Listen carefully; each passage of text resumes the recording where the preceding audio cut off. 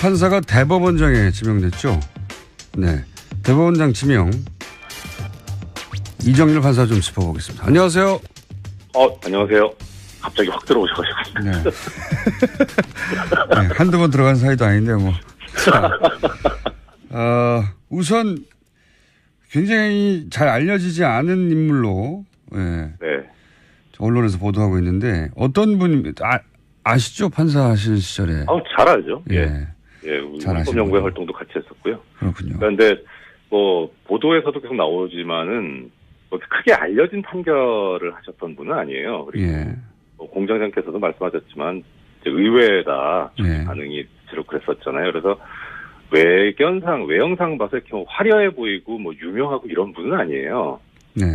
이제 제가 뭐 같이 이제 지내보면서 느꼈던 바는 뭐 예를 들어서 우리 법연구회 세미나 할 때 한 달에 한 번씩 하는데 거의 빠지신 적이 없었어요. 세미나에 빠진 적이 없다. 그러면 출석을 잘한다는 얘기지 않습니까?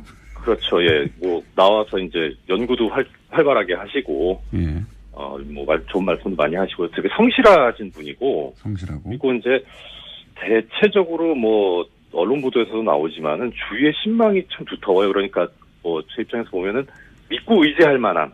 그러니까 뭐 이제 데뷔되는 분이 박시환 전 대법관님인데 그분은 이제 좀 알려진 판결들을 많이 하셨죠. 그래서 이제 외견상으로 좀 화려해 보이고 그러는데 사실 그런 분은 저희 입장에서는 물론 뭐 존경하고 믿고 따르지만은 의지하고 기댈 만한 분이 아니라 오히려 더 좀 우러러보는 이런 감이었거든요. 근데 김영수 후보자 같은 경우에는 뭐 언제든지 이제 어려움이나 고충을 얘기하면 잘 듣고 이제 또 뭐 나름대로 해결책을 많이 제시를 해주시고 해서 언제든지 기댈 수 있는 그런 분이었죠. 그래서 상당히 신망이 두텁다는 게 뭐 틀린 말은 아닙니다. 그런데 이게 원만한 분이긴 한데 뭐 그렇다 그래서 그냥 원만하면 안 되는 지가 아닙니까 거기가? 그렇죠. 지금 시점에서는 좀 단호하고 그러셔야 되는데. 그렇죠. 그런데 이제 또 그럴 때는 상당히 정말 공동장님 말씀하신 대로 단호하신 분이에요. 뭐 얼마 전에 뭐 보도도 나왔습니다만은 전국 법원장 회의 때 바로 그냥 이제 참석하셔가지고 춘천지방 법원장이시니까 그래서 대법원의 행태에 대해서 바로 그냥 현장에서 이제 뭐 직설을 하신 또 그래서 이게 분위기 자체가 지금 법원 수뇌부도 그렇고 법원 전체도 그렇고 되게 권력지향적이고 좀 정권 친화적이고 그렇거든요. 지금 정권 아니고. 그래서 하여튼 뭐 성실하고 원만한 분이긴 한데 또 한편으로는 인식 자체가 이게 사법부가 왜 존재해야 되느냐. 결국 국민의 기본권과 인권 보장을 해야 되는 조직 아니냐. 그래서 제대로 인식하고 계시는 분이라서 뭐 국민을 위한 사법이다. 이런 목표를 제대로 실현할 수 있는 분이다. 저는 그렇게 생각하고 있습니다. 알겠습니다. 뭐 가까이 지냈던 분으로서의 평가는 잘 알겠는데 그럼 문재인 전 대통령이 지금 김명수 대법원장 후보를 지명한 이유는 뭐라고 보십니까? 이게 뭐 한간에는 이제 뭐 파격이다, 서열 파괴, 기수 파괴 이렇게 나오는데 뭐 그게 겉모습으로 봐서는 틀린 얘기는 아니에요. 양승태 대법원장이 사법연수원 2기인데 이제 김명수 후보자는 15기거든요. 13년 후배니까. 13년을 건너뛴 겁니까 한 번에? 그렇죠. 예. 그래서 보면은 대법원장 임기가 6년이거든요. 그러면은 대충 그냥 계산해 보면 지금 8기 정도 되면 되죠. 사실 계산상으로. 그런데 15기까지 갔으니까 그게 파격이라고 하는 건데 이게 내면을 들여다보면은 어떻게 보면은 불가피한 인사가 아닌가. 왜 그렇습니까? 일단은 지금 현재 사법부도 그렇고 국민 전체가 염원하고 있는 것이 사법개혁해야 된다. 이대로는 안 된다라는 거잖아요. 그런데 그럼 결국 사법개혁을 할 수 있는 의지를 갖고 있는 사람이 필요한데 지금 대체로 보면 법원의 분위기가 정말 뭐 양승태 뭐 적폐 세력에 뭐 부역하거나 최소한 침묵했던 사람들이 대부분이거든요. 지금 그러니까 사법부의 수뇌부가 말하자면 수뇌부도 그렇고 뭐 그 수뇌부들에 의해서 길려진 판사들도 그 많은 분들이 좀 그렇게 돼 있어요. 뭐 이거는 뭐 그분들을 어떤 폄훼하자는 게 아니라 뭐 그렇게 만들어 버린 거죠 결국 수뇌부. 거기 익숙해져 버렸다 이미. 그렇죠. 네.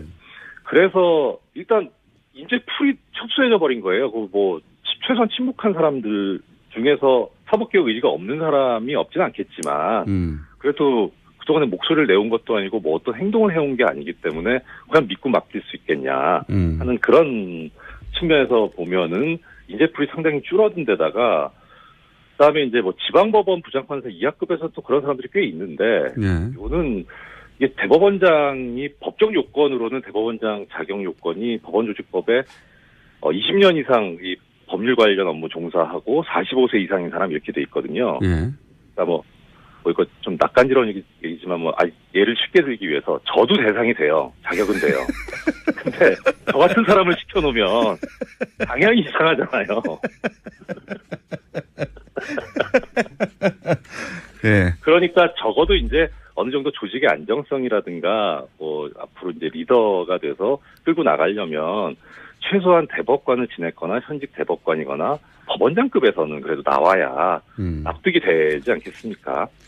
네, 그래서 이제 보면은 그 두 가지 요건을 이제 종합해 보면은 맞아떨어지는 분이 전수환 대법관님이 맞아떨어졌었어요. 뭐 기수도 뭐 이렇게 8기인가 9기인가 그렇고 해서 괜찮았는데 이분 입장은 또 그렇고 이제 그다음에 뭐 사법개혁하면 당연히 바로 먼저 떠오르는 분이 박시환 전 대법관인데 이 두 분이 이제 고사를 했다고 알려져 있지 않습니까? 언론에 그렇게 보도했습니다. 예, 그 이유가 그러니까 지금 김명수 후보자 지명되고 나서 바로 이제 보수야당이나 보수 언론 나온 얘기가 이념 프레임이잖아요. 이념 공작하고 있잖아요.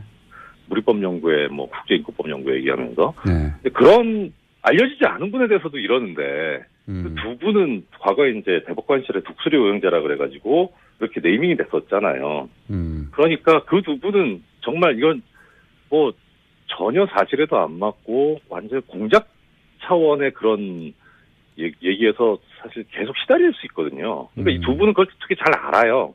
그러니까 내가 적임이 될 수는 있어도 지금 상태에서는 오히려 이렇게 되면은 사법개혁을 하는데 어떤 역량이 집중되는 게 아니라 그게 아니다. 이거 이념적인 부분이 아니고 이게 법과 원칙으로 돌아가는 거다라고 하는 거를 설명하는데 계속 집중이 돼야 되기 때문에 힘이 분산돼 버리니까 자칫 잘못하면 사법개혁이 무산이 될 수도 있어서 그래서 이 두 분은 고사를 했던 거고 그리고 나머지 분들은 이제 뭐 사법개혁 의지가 의심스럽고 하니 결국은 대법관을 지내지 않았던 분이지만 15기 김명수 후보자까지 왔던 거죠. 그래서 신망도 있었고 사실은 그동안 사법개혁 의지를 계속 피력한 아주 남아있는 분들 소수 중에 그렇죠. 찾다 보니 그러니까, 이분이 딱 나온 거군요. 그러니까 청와대에서도 처음에 이제 그 기자 간담회인가 기자님들 질문에 대해서 답할 때 뭐 그렇게 해석해도 무방하다라는 식의 표현이 나왔거든요. 그게 뭐냐면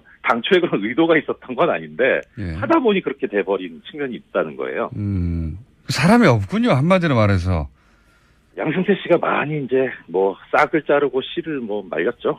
그러면 없죠? 지난 6년 동안 양승태 그 대법원장이 자신에게 비판하거나 사법 비판하는 사람들은 어떻게 했습니까? 뭐 예컨대 예를 들면 김동진 부장판사 같은 경우에 이제 그 어떤 분이냐면 그 원세훈 전 국정원장 1심 판결이 이제 그때 그 뭐 대부분이 무죄로 나왔었잖아요. 당시 그 재판을 담당했던 재판장이 고등법원 부장판사 승진을 앞두고 있었어요. 그래서 이제 김동진 부장판사가 내부 게시판에다가 이거 지록이마의 판결이다. 고등부장 승진이 그렇게 중요하냐 뭐 이렇게 올렸죠. 그래서 정직 3개월 징계받았었습니다. 그러니까 이제 내부 언론을 완전히 막아버린 거죠. 그리고 내부에서 비판도 징계를 해버렸군요. 그렇죠. 이게 유례가 없는 일이고요. 징계 형평성에서도 징계 대상도 아니지만 뭐 예컨대 얼마 전에 그 뭐 여검사 성추행했다는 분 있습니다. 그분이 정직 1개월 받았거든요. 성추행보다 이게 더 무겁다고 본 거죠. 그러니까 이런 식으로 이제 징계권 남용하고 뭐 또 뭐 비근한 예를 들어 서기호 판사 전 판사 같은 경우 뭐 그 전에 재임용 탈락이 97년에 있었는데 무려 15년 만에 있었어요. 그러고 나서 그 이후엔 또 한 번도 없고 이런 식으로 운용을 하니까 왜 이제 옆에서 지켜보는 판사들은 이거 양승태나 뭐 양승태 대법원장이나 법원행정처의 반기를 들었다가는 나도 적고를 당하겠구나라고 하는 게 학습이 되는 거죠. 알겠습니다. 워낙 인재풀이 적고 그 어려운 가운데서도 지금 양승태 대법원장 혹은 사법개혁에 대해서 목소리를 냈던 사람으로 중에서 찾다 보니 이분밖에 없었다. 거기까지 알겠습니다. 예. 네. 그런데 그렇다 하더라도 그러면 이분이 적절한 인사인지 아닌지는 또 별개의 문제잖아요. 이분이 예, 그렇죠. 그런 능력이 있는가? 예.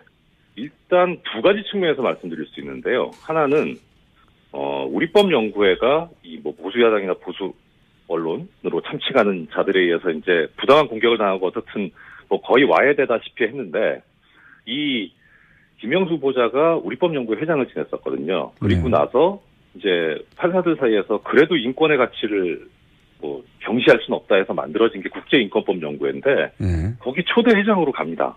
그러니까 그 우리법연구회 출신인데도 불구하고 또 그렇게 어떻든 공격을 당했음에도 불구하고 국제인권법연구회 초대 회장이 되는데 사람들이 의견 일치가 됐었다는 거예요. 그 정도로 원만하다는 거죠. 원만하고 신망이 두텁다는 거고, 그러니까 리더십이 있죠. 일단 그리고 그다음 또 하나는 뭐냐면 아까 박시환 전 대법관이나 전수환 전 대법관 말씀을 드렸는데 어떻든 뭐 저 공장장님이 오늘 처음에 오프닝 때 말씀하셨잖아요. 그 표현의 자유를 억압했던 사람들이 표현의 자유를 주장하고 있다고. 예. 이 지금 적폐 세력에 부역했던 판사들이 사법개혁이라는 칼이 들어왔을 때 당연히 반발할 겁니다. 적반하장으로. 그거는 예상되는 거거든요. 그 예. 경우에 결국 내부 반발을 어떻게 이제 누그러뜨리고 다독이면서 갈 것이냐의 문제인데, 사실 전수환 전 대법관님이나 박시환 전 대법관님 같은 경우에는 외견상, 내부적으로는 그렇지 않아도, 내면상으로는 그렇지 않아도 외견상 강해 보이는 분들이기 때문에 같이 좀 이제 파열음이 생길 수 있는데, 김명수 후보자 같은 경우는 오히려 그 부분에서 상당히 뭐 친화력이 있기 때문에 오히려 더 잘 된 게 아니냐 하는 저는 그런 생각이 들어요. 알겠습니다. 무슨 말씀인지는 알겠고, 그러니까 온화하지만 그 기본 의식은 분명하고, 네, 그렇죠. 그리고 친화력까지 있기 때문에, 네. 네. 그러고 보면 이분은 뭐랄까요, 그 법원도 직장인지라 진급에 대한 압박이나 생각이 없을 수가 없는데 이분은 거기에 대해서 그렇게 큰 욕심이 없는 분이었나 봅니다.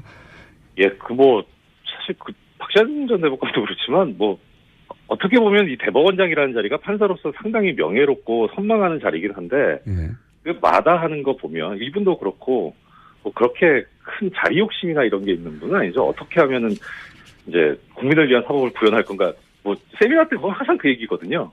저 이제 끝나고 뒤풀이하면 대법관 되셔야죠, 대법원장 되셔야죠, 농담으로 이제 술자리에서 얘기해도, 그런 얘기 하지 말라고. 그래서 항상 우리가 고민해야 되는 건 그런 거다, 이런 얘기를 많이 하셨었어요. 알겠습니다. 제가, 이거 시간이 벌써 다 됐네. 네, 제 말이 많아서 죄송합니다. 오늘은 그러면 여기까지 하고요. 제가 이제 추가로 여쭤보려고 했던 사안은 뭐였냐면, 최근에 사법개혁 관련해가지고, 영장 전담 판사가 거쳐가는 엘리트 코스, 이것만 엘리트 코스의 전부는 아니겠지만, 최근에 영장 판사들이 내린 기각 결정이 이해가 안 간다는 사람들이 많아서, 이 엘리트 코스를 없앤다는 얘기도 있고, 또 최근에 영장, 기각 사례들 중에 이상하다는 사안들이 좀 있어서 제가 그걸 여쭤보려고 했는데, 요거는 저희가 이번 주 내로 짧게 시간 한 번 더 마련하겠습니다. 미니로 아침에. 길게 마련해 주세요. 자, 제가 아까 원고 넘겼는데 너무 길잖아요. 네, 원고를 저희 작가한테 넘기셨더라고요. 네. 자, 대법원장의 요건을 만족시키는 이정열 전 부장판사였습니다. 감사합니다. 네, 고맙습니다. 네. 판사가 대법원장에 지명됐죠. 네. 대법원장 지명. 이정열 판사 좀 짚어보겠습니다. 안녕하세요. 안녕하세요. 갑자기 확 들어오셔가지고. 네. 네, 한두 번 들어간 사이도 아닌데 자, 우선 굉장히 잘 알려지지 않은 인물로 네. 언론에서 보도하고 있는데 어떤 분이 아시죠? 판사 하실 시절에. 잘 알죠. 예.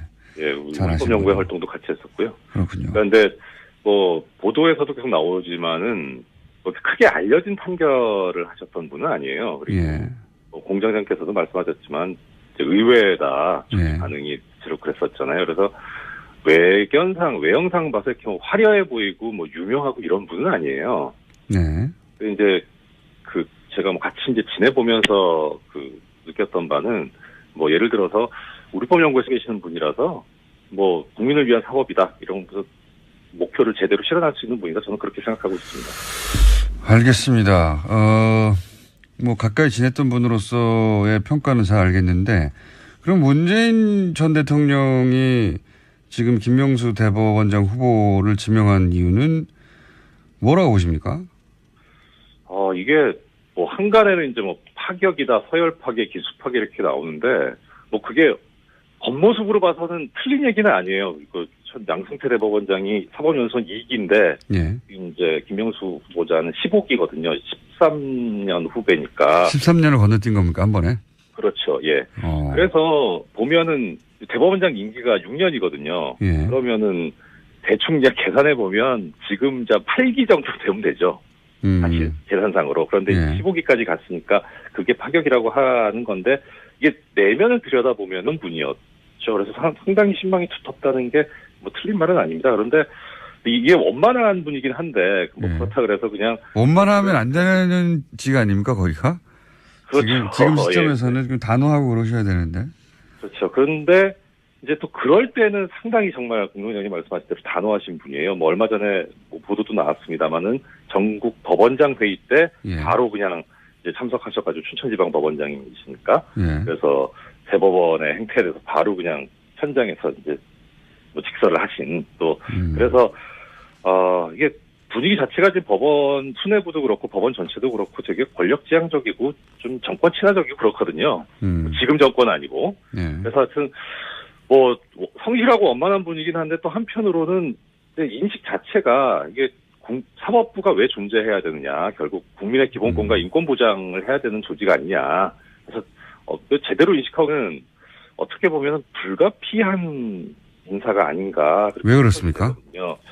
일단은 지금 현재 사법부도 그렇고 국민 전체가 염원하고 있는 것이 사법개혁해야 된다. 이대로는 안 된다라는 거잖아요. 예. 그런데 그럼 결국 사법개혁을 할 수 있는 의지를 갖고 있는 사람이 필요한데 예. 지금 대체로 보면 법원의 분위기가 정말 뭐 양승태 뭐 적폐 세력에 뭐 부역하거나 아니 최소한 침묵했던 사람들이 대부분이거든요. 지금 그러니까 사법부의 수뇌부가 말하자면 예.